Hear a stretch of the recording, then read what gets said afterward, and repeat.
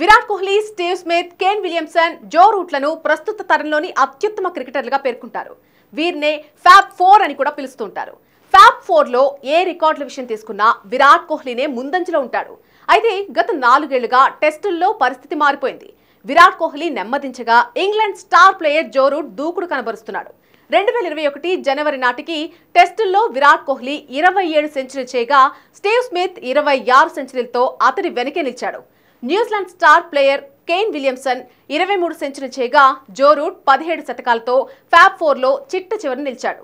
అయితే 2024 ఆగస్టు నాటికి సీన్ పూర్తిగా మారిపోయింది. 44 నెలల కాలంలో జో రూట్ అదరగొట్టే ఆటతో శతకాల మోత మోగించాడు. 33 టెస్టు శతకాలతో రూట్ అగ్రస్థానానికి చేరుకోగా కేన్ విలియమ్సన్, స్టీవ్ స్మిత్ 32 సెంచరీలతో అతని వెనకే ఉన్నారు. ఈ 4 ఏళ్ల కాలంలో టెస్టుల్లో కేవలం 2 సెంచరీలు మాత్రమే చేసిన విరాట్ 29 శతకాలతో ఫ్యాబ్ 4లో చివరి స్థానానికి పడిపోయాడు.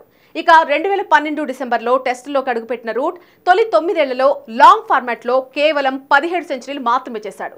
2021 నుంచి 24 ఆగస్టు వరకు ఏకంగా 16 సెంచరీలు నమోదు చేశాడు.